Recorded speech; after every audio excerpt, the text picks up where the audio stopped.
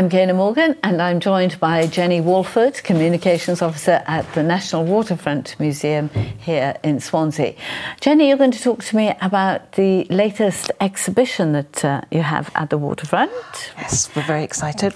And to help me out, because I'm going to be in uncharted waters, we have with us Trinity St David's students Jordan Rees and Tom Williams. And it's all about games. I'm not very good at playing games, especially these sort of techie games, but you're putting on an exhibition about... We have, well, the whole exhibition is one man's collection, so you can imagine that... Of games consoles. Of games consoles. And he started playing, he was born in 1972, which is when the first gaming console, as we know it, was actually released, even though they didn't come to this country until a year later.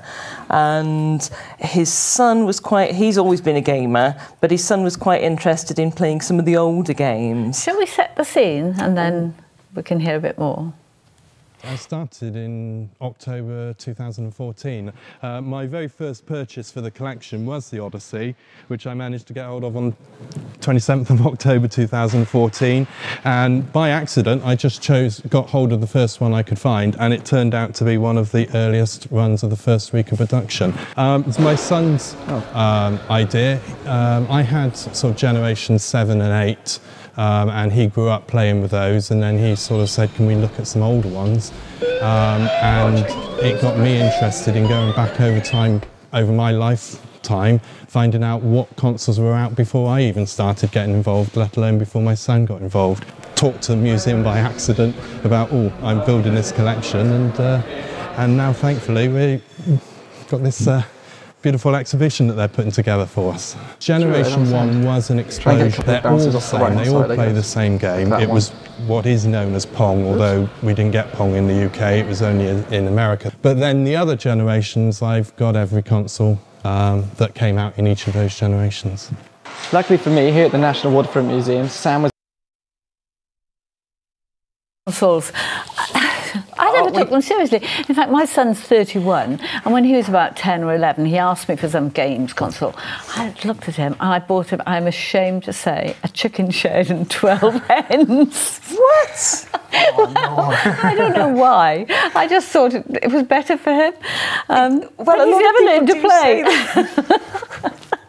I'm sure I'm sure if I bought him a games console, he'd be earning a fortune as a techie, geeky sort of person. Anyway, continue. So Samuel, as you saw there, he's the guy who's collected all these things. So he's now got them from every generation. He's got a complete generation 2 to 8 of every games console that was released in this country, and most of them from generation 1. But when was like generation 1? Generation 1 is the very early games when you saw the Odyssey there. The Odyssey was a sort of cross between a board game and a computer game. So you could move sort of the paddles, but actually if you wanted any colour you had to stick something on your TV set, because a lot of the TV sets are black and white in those days. And so, yeah, if you wanted colour you had to do that. How long ago was that? That was 1972.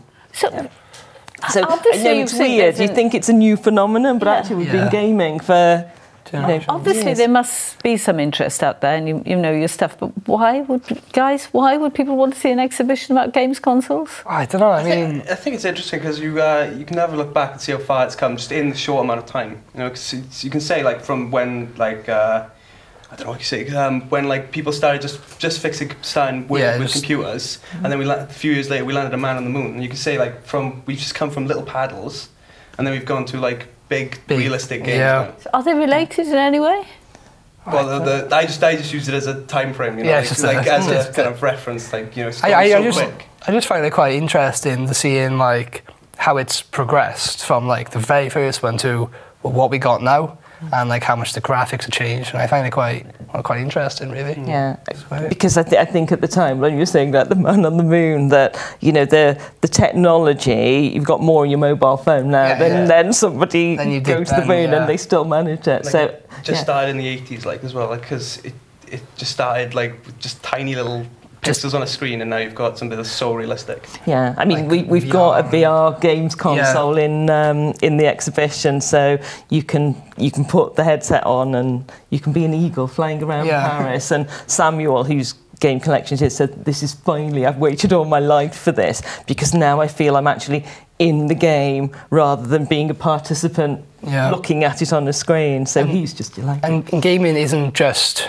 well, something you do in your house. It's become a job as well. Is that what you guys are studying, this sort of thing? No, we're doing film, but just we're just like game nerds, really. But yeah, you can do it as a job, really, if you wanted to, in gaming. Yeah, there's quite a few games companies in Wales. Yeah, now, and on YouTube and Where would they be? There's certainly one that just won, and I can't remember the name of it, but they just won a BAFTA Cymru Award for the best new game. It's quite a big thing. Yeah, so that a lot of people are. Yeah. It is one of those industries that has gone from nothing to being quite big. Yeah. We talk about consumers these days, don't we? So what's the fascination to the consumer of these games? It's kind of breaking out of reality, I feel. Like it's a world away from reality, you know. Yeah, you can kind of like just have like quite a bad day, or like, and then you go to your room and then you just like play the game, and then you know, little world, just everything around you. It's a bit antisocial. Not really, because you can have like multiplayer games, and then you can kind of play with your friends, socialise, and all that stuff. Yeah. Jenny, do you play games? I do actually. Yeah. I don't look like a gamer, but yeah, I am a huge. I've got. That's a term. Very old now. I think so. Yeah. I've got an Xbox 360, and I don't know what I'd do without it. Really? Now. I know it's ridiculous, isn't it? But I'd much rather do that. It's a wind down, is it? But it becomes such an obsession as well, I find. I mean, I'm the generation that, knew everything before games. Yeah. I can understand how, children get completely obsessed with it and don't want to do anything else, because if I've got that in my hand, I'm like that. It's terrible. I've been playing games for a while, since I was quite young, like I was 7, playing on like a PlayStation 1. Yeah. And then progressively going up to like PlayStation 2 and Xbox 360 and a PC, and hopefully getting a PS4. Are you aware that there's a danger of becoming fixated and obsessed by it? I mean, I wouldn't say so, really. Obviously, there are people who are addicted, but there's people who are addicted to it. But as long as you have a kind of like balance of social life and So, what makes a good game? Story, I find. Storyline, and just the way it's all developed, I would say. Yeah, because if a game looks good and it's got a good story, then it might as well be actually happening. And like I said, yourself as a character. Like I said, with the graphics these days as well, it's playing like a story game. It makes you feel like you're actually there, because it looks real as it did before. It has to be thrilling. I wouldn't say it has to be. Well, no, like you can have like big budget ones, and they can be like quite thrilling, but some can be bad. So they don't always have to be thrilling. They're quite fun, so the bad ones are quite fun to play. But even, I remember, I don't know whether you've ever played Pac-Man, because it was before your time, but that's nothing, that hasn't got a story. But no, Pac-Man is just somehow addictive. Yeah, Pac-Man you just want to keep having another go at it, and I think that's... You want to try and win, really. It's just so much fun. I think that's what keeps you coming back again and again and again. Exactly, Keys into human nature. How many consoles have we got in this exhibition? There's lots of consoles. I can't tell you exactly how many, but we've got a big display from each, and there's also one game that you can play for every generation. So Pac-Man. So it's interactive. Yeah. You can see if you've been brought up on today's ones where they've got fantastic visuals, you can go back and see how bad they were in the early days, But they're still entertaining. Yeah. And similarly, someone who wouldn't have tried the newer ones can. Yeah, if you've virtual reality headsets, I think, are expensive. So have a go at that and see what it's like. I imagine they're quite precious if this gentleman's collected them all. Do you know what? They're not that. Like, you can get them on eBay fairly cheap. Yeah, things. I think it is just the fact that he's got bothered. So when is the exhibition running from? It started on Saturday, and it's going to run through till March. So there's lots of time to come and see it, and it's free. So. And how popular do you think it's going to be on the scale of things? Hugely popular. Even all the gallery assistants were there this morning when I walked in and having a little go. So, yes. Have you guys been down yet? No, we're going to go down this weekend. Yeah, we're just going down and have a look. What's your priority? What's going to interest you the most? I think it's the earlier one, because we grew up from past like Generation 5. So Generation 5 onwards. But I'd happily go back to Generation 1 onwards. Oh, all a bit beyond me, and I have a great fear that if I come down, I'll become fixated. I'm a bit obsessive, so if I come down, I'll know all there is to know about everything to do with consoles. So it's the Waterfront Museum. It's running now. It's on till March. It's until March, yes. So. Thanks, guys. We'll see you after the break when we'll be talking community and how to help the lonelier in our environment.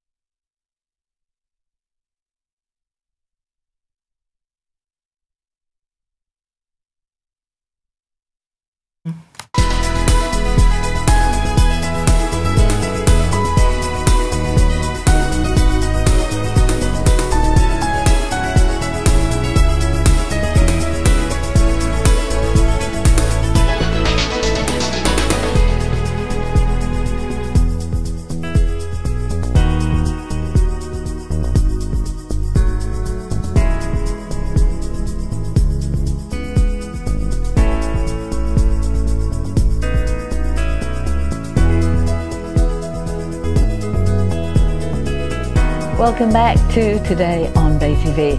I'm Gaynor Morgan. I'm joined now by Ailsa Garner and Maggie Abbott from the Newton Neighbourhood Friends. That's right. Thank you for joining me. And what is Newton Neighbourhood Friends? Well, it's been started really as a local community initiative. It started from our local village hall, actually, and the idea is that there are people around us who don't get to speak to anybody from one day to the next, and we were very much aware of this problem, and so we decided that we wanted to offer them friendship, and that's all just friendship. We're not befriending, we're not carers, we just offer friendship to those people. They may not realise they're lonely, they may actually have family but they're not regularly in touch with them. They may have recently lost a partner, they may be caring for somebody with dementia, which means that they don't get much chance, they're isolated in that way. So that's what we've been set up to help.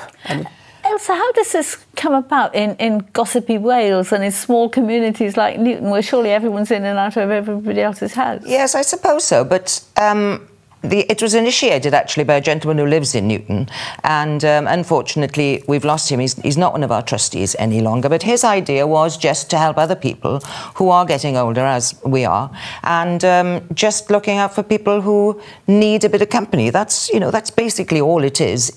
But the problem that we've got now is that it's taken us a long time to set this up, because in order to establish it's just a very small charity, there are lots of things that have to be done, lots of safeguarding policies, and a policy for this and a policy for that. So it's taken us a long time, 2.5 years, to get this far. And we have volunteers ready to do the visiting, but we're struggling now to actually find the people who want us to visit, because it's not an easy thing for people to admit. We have a lady now who has joined us, and even she was a little bit anxious at the beginning as to whether she warranted us visiting her. The situation with her is that she lost her husband a while ago, 8 or 9 months ago, and she does have friends, but she has problems. She's lost a lot of her eyesight, so she's not able to read the mail. So we have one of our companions who is now taking this lady down to the village, down to Mumbles, to go to the library. She's not able to read, but she has audiobooks, but she wasn't able to establish what the books were about. So our companion is taking her down to the village to do that, and she's also reading the letters for her, because her closest relative is her son who lives in Cardiff. Well, for her to be ringing him every 5 minutes and saying, can you pop down to read the mail? So even though she's not lonely, she can ring her friends, but there are things that she really needs help with. Is this the sort of approach, Maggie, so that it doesn't become patronising? Because older people are only us a little stage along. Yes, that's right. Yes. The idea is that we're friends. We're not befrienders, and although there are those agencies out there that can help people when they come out of hospital and those sort of situations, we're local, so we know they're local. We know the local. We may even know them already, but we're just there to be a friend. Perhaps go for a cup of coffee with them. If somebody is with somebody if somebody's partner is suffering from dementia, say, we can, if somebody can care for that person for a short while, we can just take them away from that, just for a little bit. So important, isn't it? Yes, just go to the pictures or go for a meal or something like that. Just purely friendship. That's what we're offering. It's very easy for this sort of isolation, and you can be isolated from your own front door, can't you? Absolutely. And for it to spiral down, and you can become isolated and depressed and not even really realise that. Yes. But we can't find them. We need help, actually. It's the last taboo, isn't it? Yes. It is a taboo. It is a taboo for people. We've had a couple of people have been referred, and they just feel they're not quite in the right place at the moment to have a friend. So that shows how low their confidence has become, and we just want to get across the message that it's no shame in admitting that you are sometimes lonely, and it doesn't necessarily mean that you have to be living in, as you say, in isolation. as in this case, it may be that you have got children who can be there for you, but they're not on your doorstep. People don't want to bother their children. I mean, young people nowadays are so busy. I think busier even than we were in our prime, dare I say. Yes. They also, and there's so many calls on people's time. Of course, younger people are very much this sandwich generation, aren't they? And it is quite difficult. Yes, it is quite difficult. And although we're predominantly looking at older people, because they tend to be the people who have lost their partners or who are caring for somebody, we're also not ruling out younger people. There's no age group in this, because there can be younger people who are lonely as well and who could use a young friend. people can be lonely too. And often young people can be very lonely, but that's an even more difficult subject to broach, I'd have thought, isn't it? Yes. Well, as I say, it's probably most likely that we'll be dealing with older people, but we haven't got not exclusive. We know we're not putting any age group on it. We talked about 2.5 years to put it all together. I imagine there's all sorts of CPR checks. lovely pictures of. Yes, that's in Newton Village School. Newton School. That's taking the message out, is it? Taking the message out. Yes, that's what we've been doing just lately, and we have actually got a day coming up in November, an afternoon tea in which we're going to invite people like the Red Cross, for example, who may be dealing with our target market, to use. So where's that going to be? It's going to be in Newton Village Hall, just to tell people we're there and one of your posters. One of our posters, yes. That's all around the village. And again, asking people, do you know someone who could benefit from having a friend? And it's very difficult, because we can't go knocking on people's doors. We can't go say, "Are you lonely?" We can't. We have to. It's just getting the message out, so that hopefully, the more companions we provide, the more will then arise, the more that we can hear about. But we are on a loneliness group, aren't we, that's been set up by the local MP for Gower, Tonya and Janalsi, and they're meeting regularly. And this seems to be a common problem about identifying the individuals in the first place, with all sorts of organisations that are there to help. And people just, or there's another thing we can do is we can signpost them to other organisations that can help them with transport and things like that. So, but to do with the volunteers, do they have to have CPR checks? No, they don't, because we went into that in great depth. We're not eligible because we are only providing companionship. We've got a handbook which we will give to our volunteers, and that will tell them exactly the things that they can't do. For instance, they can help their friend to write out a shopping list, but they can't actually take them shopping. Why is that? Well, because that then becomes becomes an action that does require a DBS. All right. But because we are literally only going there to read a book with our the companion with the friend, read a book, watch the television, play cards. There are all sorts of things that we can be doing, but that's all we are doing, is providing companionship, friendship. We're not caring in any shape or form. But one of the things we do is we do thoroughly vet everybody who is going to be a volunteer. Because people become nervous, don't they, when they've been a bit isolated and would need that reassurance. Yes, that's why we need the safeguarding policy, you see. Got those policies. And it's quite a strenuous application to become a friend. Yes. We have a big interview, quite a formal interview session at the end of the application forms, the questionnaires. And we try to, hopefully, to match the companion with the visitor, because the questionnaire provides information on hobbies and all sorts of things, so we will try to match them. We've got it already all wonderfully set up. Now we just need the people who want us. Now, how are we going to go about this? You're based in Newton Village Hall. That's where we have our meetings. Based in Newton, And just quite quickly, how do people refer to you? We've got a telephone. We've got a telephone number. We have got our website's under construction, but Facebook is one where we're getting a lot of inquiries via Facebook. And we're looking for Who Needs a Friend? Yes. Who needs a friend? Yes, anybody who needs a friend. We've got the volunteers lined up. Yes. I'm sure you're very well known. Thank you so much. What a worthy Thank initiative. It's absolutely wonderful. Thank you so much. Great.